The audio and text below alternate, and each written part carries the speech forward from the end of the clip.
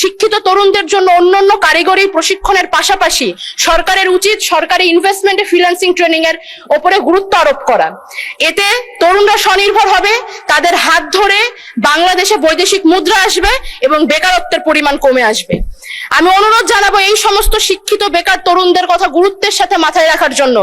এই বাজেটটি হলো একদম একটা অবাস্তব এবং বাস্তবায়ন অযোগ্য বাজেট। মাননীয় স্পিকার, আমাদের এই বাজেট এই সংসদের যতগুলি বাজেট উপস্থাপিত হয়েছে এর চেয়ে সবচেয়ে বেশি ঘাটতির বাজেট।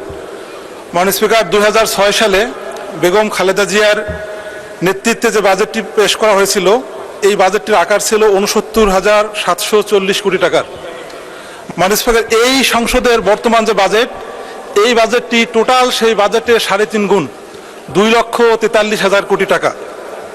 মাননীয় স্পিকার, আধুনিক অর্থনীতির যিনি জনক অ্যাডাম স্মিথ একটা ভালো বাজেটের 3টা বৈশিষ্ট্যের কথা বলেছেন।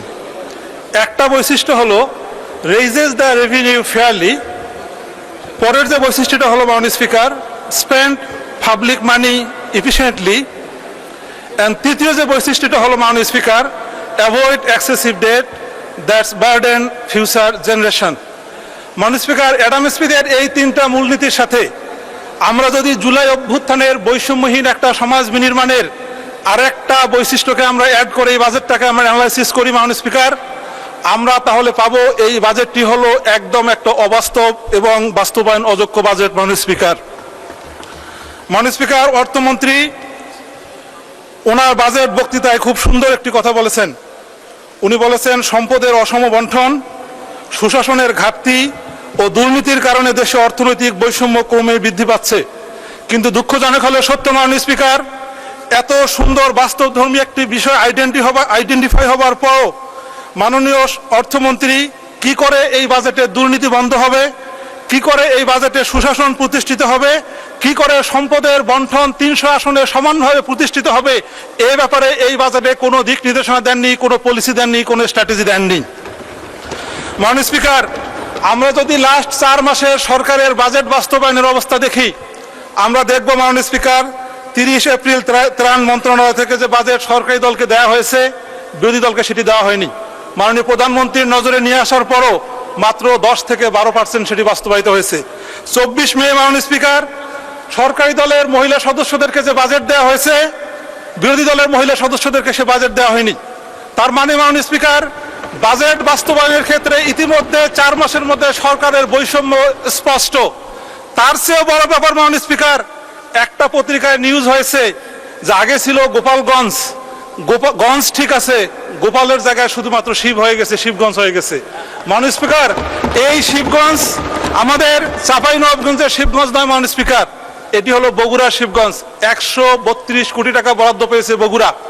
তার দ্বিতীয় অবস্থানে যে বরাদ্দ এটি হলো গাজীপুরের চেয়ে বগুড়ার মাননীয় স্পিকার 90% বরাদ্দ বেশি। 1 এবং 2 রুলের মধ্যে যদি মার্কসের ব্যবধান 90 হয় মাননীয় স্পিকার, 3 নম্বর পজিশনটা যদি আপনারও হয়, 4 থেকে 10 পর্যন্ত যদি মাননীয় মন্ত্রী মহোদয়দের হয়, আমরা বিরোধী দলীয় সংসদ সদস্য কোথায় কোন বাজেট পাবো মাননীয় স্পিকার? আপনার কাছে এটা বড় প্রশ্ন। মাননীয় স্পিকার, এই সংসদ সদস্য হিসেবে 300 সদস্যের পক্ষ থেকে আপনার কাছ থেকে ডাইরেকশন চাই মাননীয় স্পিকার। এই বাজেটে 3 লক্ষ কোটি টাকা এডিবি নির্ধারণ করা হয়েছে। মাননীয় স্পিকার, আপনি মাননীয় অর্থমন্ত্রীকে একটা ডাইরেকশন দিবেন, এই 3 লক্ষ কোটি টাকা যেন 300 আসনে সমানভাবে বিভক্ত হয়। এই 3 লক্ষ কোটি টাকার জন্য প্রত্যেকটা আসনে 1000 কোটি করে টাকা পায় মাননীয় স্পিকার। আপনার কাছ থেকে এই ধরনের একটি প্রোটেকশন আমরা আশা করি। মাননীয় স্পিকার, এই বাজেটটা একটা বৈষম্যের দলিল। উত্তরাঞ্চল এই বাজেটে একদম বৈষম্য শিকার হয়েছে। মাননীয় স্পিকার, তিস্তা প্রজেক্টের কথা বলা হয়েছে কিন্তু বাজেট নাই। কুড়িগ্রামের মধ্যে ইপিজেডের কথা বলা হয়েছে কিন্তু বাজেট নাই। মাননীয় স্পিকার, উত্তরাঞ্চলকে কৃষির হাব করা হবে, বাজেট অপ্রতুল। আমরা সেনানিবাসের কথা বলেছিলাম, উল্লেখ নাই। কুড়িগ্রামে একটা মেডিকেল কলেজ চেয়েছিলাম মাননীয় স্পিকার, এই বাজেটে তার কোনো অবস্থান নাই। মাননীয় স্পিকার, চিলমারি থেকে রৌমারি পর্যন্ত আমরা একটা সেতু চেয়েছিলাম, এই বাজেটের মধ্যে তার কোনো অবস্থান নেই। আমার নির্বাচনী আসনের মাননীয় স্পিকার 71 ভাগ রাস্তা কাঁচা, এই 71 ভাগ রাস্তা যে পাকা হবে এর কোনো গ্যারান্টি আমি বাজেটের মধ্যে খুঁজে পাই না মাননীয় স্পিকার। এই কারণে আমি বলবো, আমাদের সরকার এবং বিরোধী দলের দিকে না তাকিয়ে বাজেটটা যেন সুষমভাবে বন্টন হয় এই বিষয়টা আপনারা নিশ্চিত করবেন মাননীয় স্পিকার। আমি দ্বিতীয় যে কথাটি বলতে চাই সেটি হলো, এই বাজেটটা একেবারে অবাস্তব মাননীয় স্পিকার। 6,04,000 কোটি টাকার যে এনবিআর থেকে যে ট্যাক্স উঠানোর কথা বলা হচ্ছে মাননীয় স্পিকার, এটি গত বছরে 5,64,000 টার্গেট থেকে মাত্র 3,69,000 কোটি টাকা বাজেট ট্যাক্স উঠেছে। মাননীয় স্পিকার, আমাকে 2 মিনিট সময় বাড়িয়ে দিবেন প্লিজ। জি মাননীয় স্পিকার, 2001 থেকে শুরু করে 2025 সালের পরের বছরে মাননীয় সদস্য 1 মিনিটে সাম আপ করুন। প্লিজ 2 মিনিট মাননীয় স্পিকার। সময় মাননীয় স্পিকার 2 মিনিট প্লিজ মাননীয় স্পিকার। আচ্ছা বলেন 2 মিনিট। মাননীয় স্পিকার, 1 বছর থেকে পরের বছরের রেভিনিউ যদি আমরা অ্যাসেস করি মাননীয় স্পিকার, সবচেয়ে বেশি রেভিনিউ ইনকাম হয়েছিল 2023 সালে, আগের বছর হচ্ছে 55,000 কোটি। মাননীয় স্পিকার, এই বাজেটটা বাস্তবায়ন কোনোভাবে সম্ভব না। মাননীয় স্পিকার, এই বাজেটটা একটা গরিব মারার বাজেট। মাননীয় স্পিকার, আমি যদি আপনাকে ছোট্ট একটা উদাহরণ দিই মাননীয় স্পিকার, গত বছরের এই বাজেটে মাননীয় স্পিকার, গত বছরের ট্যাক্স ইয়ারে একজন ব্যক্তির যদি 6 লক্ষ টাকা ইনকাম হতো, তার 3,50,000 কোটি টাকা রেয়াত, 3,50,000 টাকা রেয়াত ছিল মাননীয় স্পিকার। তাকে ট্যাক্স দিতে হতো 2,50,000 টাকার, এবং 5% হিসেবে তাকে দিতে হতো 12,500 টাকা। মাননীয় স্পিকার, মাননীয় অর্থমন্ত্রী মাত্র 25,000 টাকা বাড়িয়েছেন। 6 লক্ষ টাকা যার ইনকাম, তার এখন 2,25,000 টাকা 10% হারে ট্যাক্স দিতে হবে মাননীয় স্পিকার, 20,500 টাকা। তার মানে 6 লক্ষ টাকা ইনকাম করে যে মানুষটি গত বছর মাত্র 12,500 টাকা ট্যাক্স দিয়েছিল, এবছর তাকে ট্যাক্স দিতে হবে 20,500 টাকা, 10,000 টাকা বেশি মাননীয় স্পিকার। মাননীয় স্পিকার, মাননীয় অর্থমন্ত্রী খুব একটা চালাকি করেছেন মাননীয় স্পিকার। উনি যে অর্থ আইন পাশ করেছেন মাননীয় স্পিকার, এর 93 নম্বর পৃষ্ঠায় আপনি দেখবেন টার্নওভার করের উপর উনি 1% কর বসিয়েছেন। তার মাননীয় স্পিকার, ছোট্ট ছোট যে ব্যবসাগুলো আছে, এগুলো যদি টার্নওভারের উপর 1% কষ্ট ট্যাক্স দেয় মাননীয় স্পিকার, তাহলে ব্যবসা চালানো সম্ভব হবে না মাননীয় স্পিকার। মাননীয় স্পিকার, সেই সাথে আমি যে কথাটি বলতে চাই মাননীয় স্পিকার, ছোট ছোট করে মশলার উনি ট্যাক্স কমিয়েছেন, কিন্তু আপনি যদি গ্যাসের দিকে তাকান মাননীয় স্পিকার, তাহলে আপনি দেখবেন যে 2006 সালে গ্যাসের দাম ছিল 650 টাকা, 2025 পর্যন্ত 1215 টাকা, এখন হয়েছে 1885 টাকা মাননীয় স্পিকার। এই গ্যাসের দাম বাড়লে আমাদের রান্নাঘরের মধ্যে কি অবস্থা হবে মাননীয় স্পিকার, এটি সহজে অনুমেয়। মাননীয় স্পিকার, মাননীয় অর্থমন্ত্রী শিক্ষা। ধন্যবাদ মাননীয় সদস্য। আপনি অনেক ক্ষেত্রে বলেছেন বাজেট নাই, ভোলা বৈশাখ সেতু তো বাজেট নাই।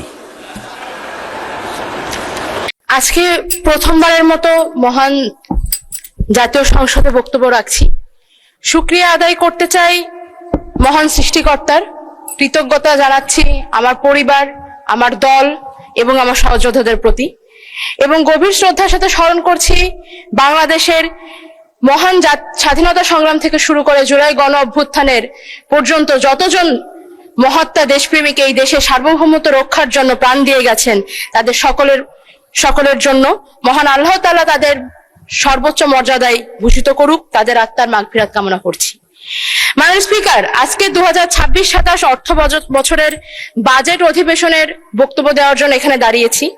আমি আমার বক্তব্যের শুরুতে আমার কিছু কথা বলে নিতে চাই। আমি ঢাকা বিশ্ববিদ্যালয় থেকে অনার্স মাস্টার ডিগ্রি শেষ করেছি। যদি ছাত্র জীবন থেকে রাজনীতির সাথে সংযুক্ত না থাকতাম, যদি জুলাই গণ অভ্যুত্থানের মতো ঐতিহাসিক ঘটনার অংশ না হতাম, কিংবা যদি আমার দল আমাকে মনোনীত না করত, তাহলে হয়তো আজ আমি এই সংসদে দাঁড়িয়ে থাকতে পারতাম না। মাননীয় স্পিকার, এই সংসদের বাইরে আমার মতো অসংখ্য 25 বছর বয়সী সদ্য গ্রাজুয়েট সার্টিফিকেট হাতে নিয়ে ঘুরে বেড়াচ্ছে চাকরির আশায়। দেশে চাকরি নেই, ব্যবসার সুবিধা নেই, কৃষিকাজের জন্য পর্যাপ্ত জমি নেই, বিসিএস ছাড়া অন্য কোনো পেশায় মান সম্মান নেই। মাননীয় স্পিকার, পুলিশ হেডকোয়ার্টারের তথ্য অনুযায়ী বাংলাদেশে গড়ে প্রতি বছর আত্মহত্যার হার 11,000-এর অধিক, যার মধ্যে প্রায় 65%ই তরুণ তরুণী। মাননীয় স্পিকার, শিক্ষার্থীদের জন্য সরকারের নানান প্রকল্প রয়েছে, ভর্তুকি রয়েছে, আর চাকরিজীবীদের জন্য রয়েছে পে স্কেল, বোনাস, কিন্তু এই সমস্ত বেকার যুবক যুবতীদের জন্য রয়েছে শুধুমাত্র অবমাননা, অবহেলা, অসম্মান। এমনকি যে বাজেটকে বলা হচ্ছে স্বপ্ন দেখার বাজেট, যে বাজেটের দর্শন নাকি সবার আগে বাংলাদেশ, এই বাজেটেও এই অবহেলিত গোষ্ঠীর জন্য নেই কোনো সুস্পষ্ট রূপরেখা। মাননীয় স্পিকার, এই সংসদ আমি কার প্রতিনিধিত্ব করি? এই সংসদ আমি সেই সমস্ত তরুণদের প্রতিনিধিত্ব করি যারা স্বপ্নবাজ, যারা বুকে দেশপ্রেম, হাতে সার্টিফিকেটের গোছা আর কাঁধে পরিবারের বোঝা নিয়ে দেশ নিয়ে চিন্তা করে যায়, দেশের মাটিতেই থাকতে চায়, দেশেই কিছু করতে চায়। মাননীয় স্পিকার, এই দেশ তাদেরকে কোনো সামাজিক অর্থনৈতিক নিরাপত্তা দিতে পারে না, তাদের নাগরিক হিসেবে আত্মসম্মান রক্ষায় কোনো ব্যবস্থা নেই, কোনো প্রস্তাবনা নেই। মাননীয় স্পিকার, আজ জাতীয় সংসদে বাংলাদেশের প্রধানমন্ত্রী উপস্থিত নেই। আমি শিক্ষিত বেকার তরুণদের প্রতিনিধি হিসেবে আপনার মাধ্যমে মাননীয় প্রধানমন্ত্রীকে অনুরোধ জানাতে চাই, আলোচনা সমালোচনার বাইরেও সত্যি সত্যি কাজে লাগবে এরকম কিছু নিয়ে আসুন। এই বিপুল কর্মক্ষমতাকে কাজে লাগানোর জন্য আমি কিছু প্রস্তাবনা রাখতে চাই। বর্তমানে সরকারি চাকরিতে শূন্য পদের সংখ্যা 4 লক্ষাধিক। সরকারি অফিস আদালতে পর্যাপ্ত লোকবল নেই। এই ক্ষেত্রে স্থায়ী জনবল নিয়োগের আগ পর্যন্ত চুক্তিভিত্তিক অসচ্ছল ও মেধাবী শিক্ষার্থীদেরকে অগ্রাধিকার ভিত্তিতে পার্ট টাইম কাজের সুবিধা করে দেওয়া যেতে পারে। এটি যেমন তাদের অভিজ্ঞতাকে সমৃদ্ধ করবে, তেমন তাদের সামাজিক ও অর্থনৈতিক নিরাপত্তা দেবে। আবার সরকারও লোকবল সংকট থেকে মুক্তি পাবে। মাননীয় স্পিকার, দক্ষ মানব সম্পদ গঠনের উদ্দেশ্যে বাংলাদেশের সরকার বিভিন্ন সময় বিভিন্ন কারিগরি প্রশিক্ষণ দিয়ে থাকে, কিন্তু বর্তমান যুগটাই টেকনোলজির যুগ। এই বিশ্বায়নের যুগে পুরো পৃথিবী মার্কেট প্লেস।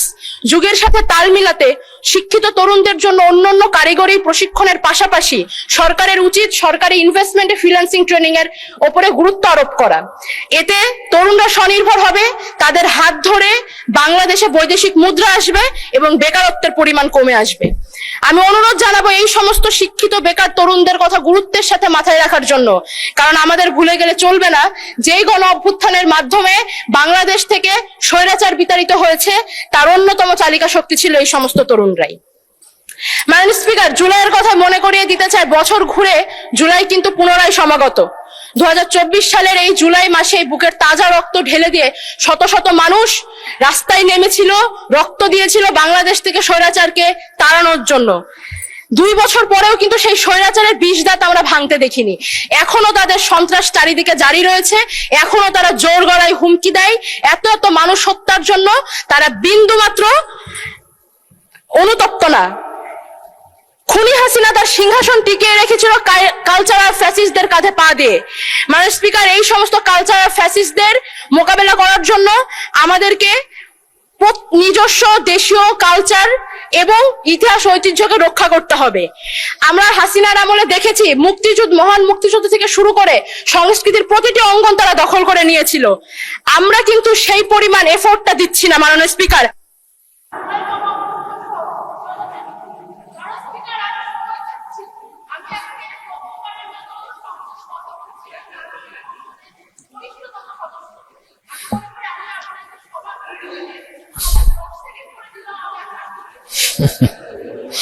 আচ্ছা, আপনাকে 2 মিনিট দেওয়া হলো, 2 মিনিটে শেষ করুন। 2 মিনিট পর্যাপ্ত নয়, আমি অন্তত 3 মিনিট সময় আমাকে দিতে হবে।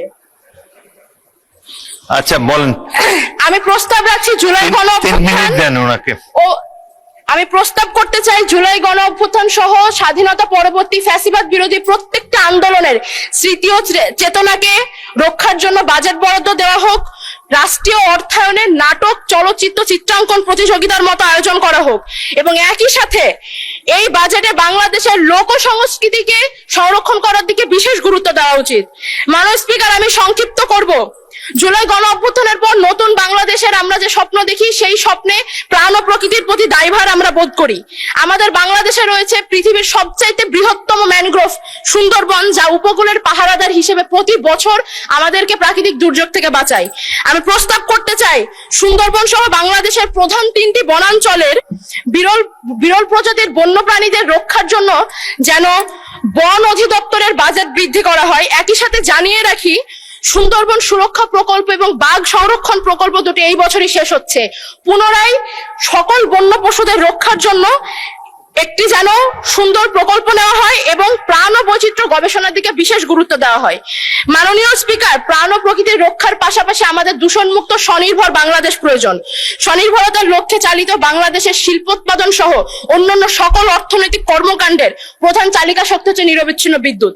বাংলাদেশের বিদ্যুৎ উৎপাদন বাংলাদেশের গ্যাসের মজুদের উপরে নির্ভরশীল অনেকাংশেই। বাংলাদেশে গ্যাসের মজুদ দিনকে দিন কমে আসছে এবং আমরা মার্কিন ইরান যুদ্ধের সময় দেখেছি জ্বালানি খাতে আমদানি নির্ভর হওয়াটা কতটা বিপজ্জনক।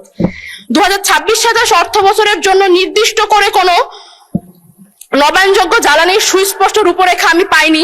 2030-2050 দুটি লক্ষ্যমাত্রার পরিকল্পনা আমি দেখেছি, কিন্তু এই বছরের জন্য আমি প্রস্তাব করতে চাই বাংলাদেশের প্রত্যন্ত অঞ্চলের আর্থিকভাবে অসচ্ছল পরিবারগুলোতে রুফটপ সোলার প্যানেল বিতরণ কিংবা ভর্তুকি মূল্যে বিক্রয়ের ব্যবস্থা করা যেতে পারে। এছাড়া উপজেলা ইউনিয়ন পর্যায়ের সরকারি অফিস আদালতগুলোতে সোলার বিদ্যুৎ ব্যবহারের মাধ্যমে জাতীয় গ্রিডের উপরে চাপ কমবে। মাননীয় স্পিকার, আমি আমার সর্বশেষ মিনিটটি ব্যবহার করতে চাই আমার নির্বাচনী আসনের দুটো কথা বলে। আমি সীমান্তবর্তী এলাকায় জন্মগ্রহণ করেছি মাননীয় স্পিকার। আমি কুষ্টিয়া জেলার দৌলতপুর উপজেলার মেয়ে। আমার উপজেলাতে আমার নির্বাচিত সংসদ সদস্য রয়েছেন, কিন্তু আমি যে দাবিটি করতে চাই সেটি আমাদের দৌলতপুরবাসীর প্রাণের দাবি। দৌলতপুরের সীমান্তবর্তী এলাকা প্রাগপুর এবং ওই পাশের শিকারপুর, এই স্থলবন্দরটি গত 1 যুগ ধরে আমরা চেয়ে আসছি। প্রাগপুর থেকে কলকাতার দূরত্ব মাত্র 120 কিলোমিটার এবং জাতীয় মহাসড়ক বাংলাদেশ মাত্র 20 কিলোমিটার দূরে। এখানে স্থলবন্দর প্রকল্পটি গত 1 যুগ ধরে আটকে আছে। এই প্রকল্প বাস্তবায়ন করতে সরকারের খুব বেশি অর্থ বরাদ্দের প্রয়োজন নেই মাননীয় স্পিকার। আমি অনুরোধ করছি, পদ্মা নদীর ভাঙনে ক্রমাগত ভাঙনে নিঃস্ব হয়ে যাওয়া একটি বৃহত্তর জাতির কথা চিন্তা করে আমাদের জন্য স্থলবন্দরটি দেওয়া হোক মাননীয় স্পিকার। একই সাথে আমার উপজেলার সম্মানিত সাংসদ এর আগেও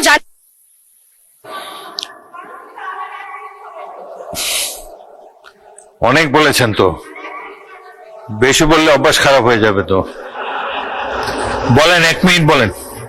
আমাকে আর 1 মিনিট দেওয়া হোক। ওকে ওকে, 1 মিনিটে শেষ করেন। আমাদের দৌলতপুর উপজেলা বাংলাদেশের অন্যতম বৃহত্তর প্রশাসনিক উপজেলা মাননীয় স্পিকার। এই উপজেলাটি এক উপজেলা এক নির্বাচনী আসন একটি মাত্র থানার উপরে নির্ভরশীল। আমার সহ সাংসদ ইতিমধ্যে বলে গিয়েছেন আমাদের থানাতে যেন 5টি যানবাহন দেওয়া হয়। আমি জানাতে চাই আমাদের দৌলতপুরে আসলে আরো একটি থানার প্রয়োজন। যতদিন না আমি প্রস্তাব করছি আমার দৌলতপুরে আরো একটি থানা স্থাপন করা হোক। যতদিন না থানা স্থাপন করা হচ্ছে ততদিন বিদ্যমান থানায় যেন জনবল বৃদ্ধি করা হয়। মাননীয় স্পিকার, এই সংসদ জুলাই গণ অভ্যুত্থানের মাধ্যমে অর্জিত সংসদ। এই সংসদে আমরা কথা বলতে পারবো, এখানেই বাক স্বাধীনতার চর্চা করতে পারবো। আমাদেরকে বারবার এটা ওটা দেখিয়ে দেওয়া হবে না, এটাই আমরা আশা করি। এই সংসদ জনগণের জন্য কল্যাণকর হয়ে উঠুক, এই আশা ব্যক্ত করে আমি আমার বক্তব্য শেষ করছি। সময় দেওয়ার জন্য আপনাকে অসংখ্য ধন্যবাদ।